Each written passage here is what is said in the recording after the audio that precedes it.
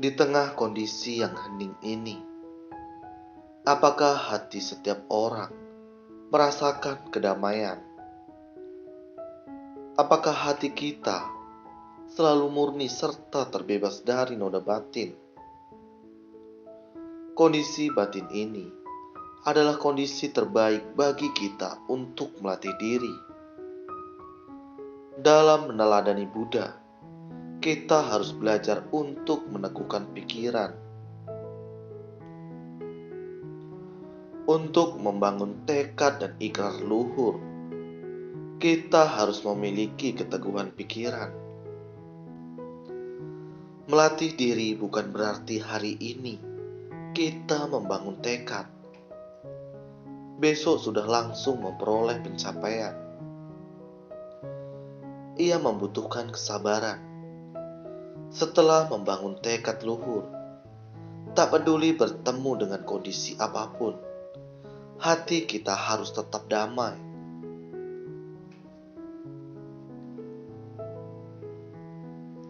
Jadi, yang terpenting adalah kita harus memperoleh pembebasan batin.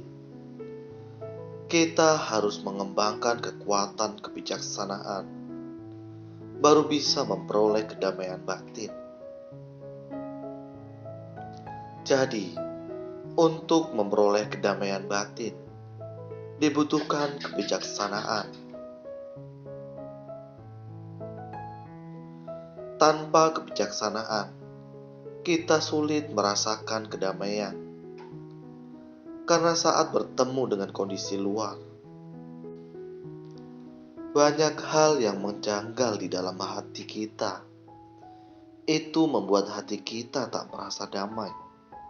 Jadi, kita harus menjaga kedamaian batin. Kisah cobaan sebuah mangkuk. Ada seorang biksu tua yang memiliki kemampuan bermeditasi yang sangat unggul. Saat masuk dalam meditasi, tiada satu hal pun yang bisa mengganggunya.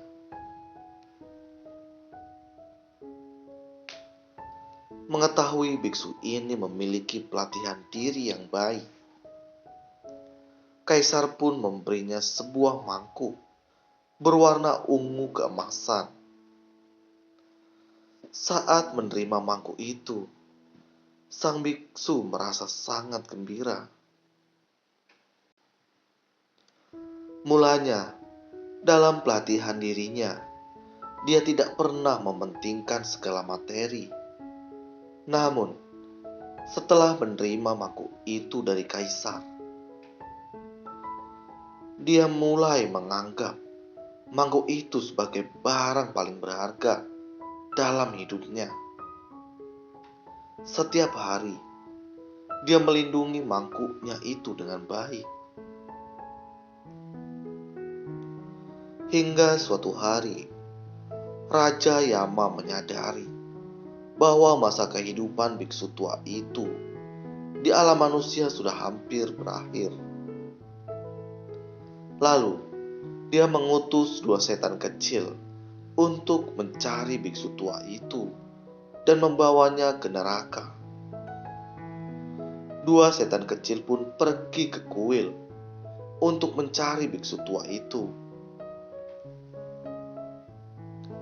Di kuil, mereka hanya melihat tubuh kasarnya. Tetapi di manakah tubuh halusnya? Mereka tidak menemukannya. Namun, batas waktu pekerjaan sudah tiba. 2 setan kecil itu pun meminta bantuan dari Dewa Bumi.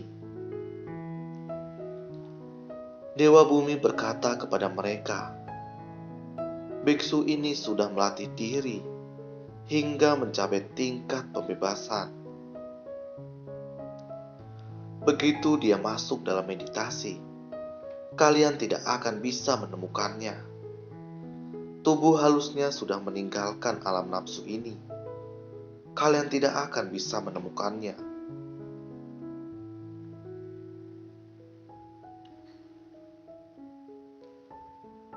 Lalu harus bagaimana? Jika tidak menemukannya, kami tidak bisa menyelesaikan tugas kami.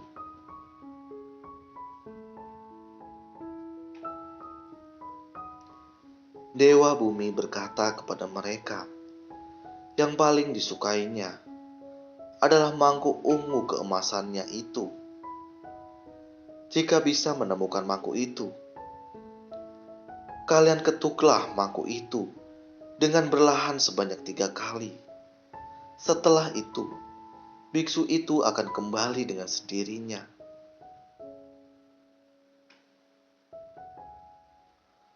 Setan kecil pun mulai mencari mangkuk itu. Akhirnya mereka menemukannya. Mangkuk itu tersimpan di lemari. Setan kecil segera mengeluarkan mangkuk itu, lalu mengetuknya sebanyak 3 kali, sesuai petunjuk Dewa Bumi. Mendengar suara ketukan mangkuk, biksu tua itu tersentak. Siapa yang menyentuh mangkuk saya? Dia lalu keluar dari meditasi dan segera membuka lemarinya. Setan kecil segera menangkapnya dan berkata, "Waktumu sudah tiba."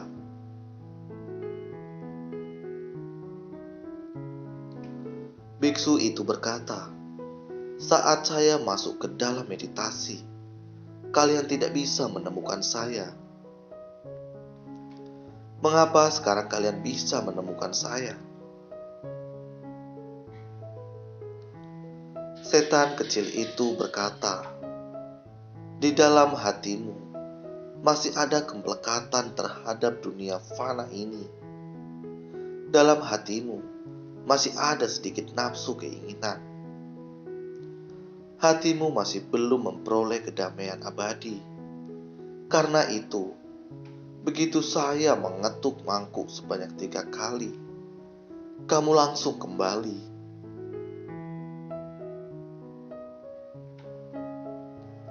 Biksu itu berkata, "Ternyata begitu. Baiklah, jika usia kehidupan saya sudah akan berakhir, kalian boleh membawa saya. Namun, mohon beri saya sedikit waktu lagi. Setelah itu, saya akan segera pergi dengan kalian." Setan kecil itu berkata, "Baik, kami beri sedikit waktu lagi."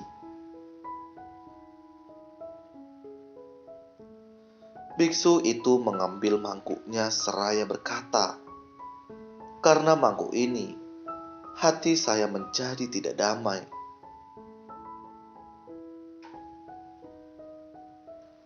Saya sudah melatih diri selama puluhan tahun.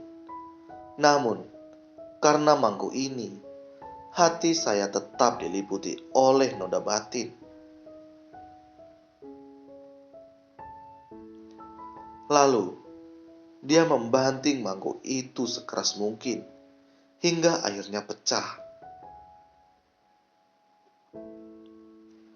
Dia segera kembali ke tempatnya dan masuk ke dalam meditasi dengan cepat. Setan kecil pun tidak bisa menemukannya lagi. Meski ini adalah sepenggal kisah lama, tetapi ia mengingatkan kepada kita bahwa ada kalanya kita terbelenggu oleh noda batin yang sangat halus hingga akhirnya menutupi kebijaksanaan kita yang cemerlang.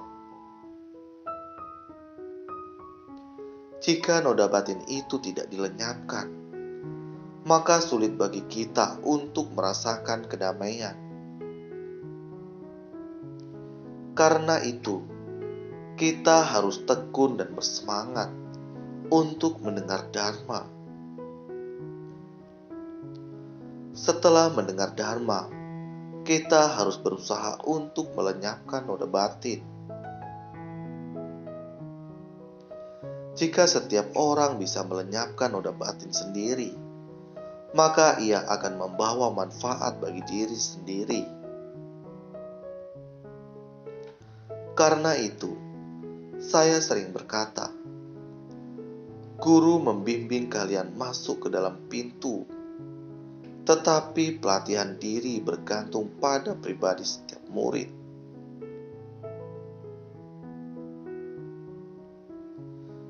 Dengan membina kepribadian yang baik, baru kita bisa memiliki keluhuran. Kita harus membina diri terlebih dahulu, baru bisa memiliki keluhuran.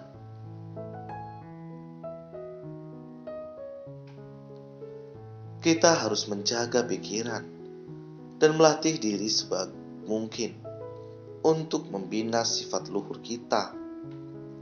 Dengan begitu, baru kita bisa meyakini dan dihormati oleh orang banyak. Setelah itu, kita akan dapat membimbing orang banyak tanpa ada rintangan. Kita harus memberi manfaat bagi diri dahulu, baru bisa memberi manfaat kepada orang lain.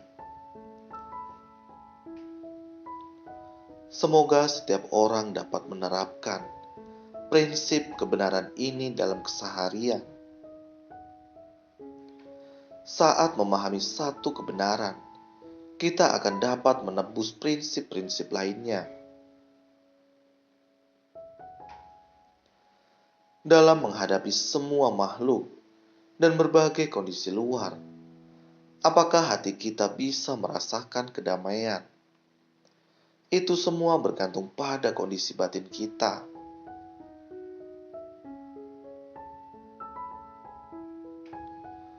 Untuk sungguh-sungguh merasakan kedamaian, kita harus memberi manfaat pada diri sendiri sekaligus memberi manfaat pada orang lain. Inilah kedamaian batin yang sesungguhnya.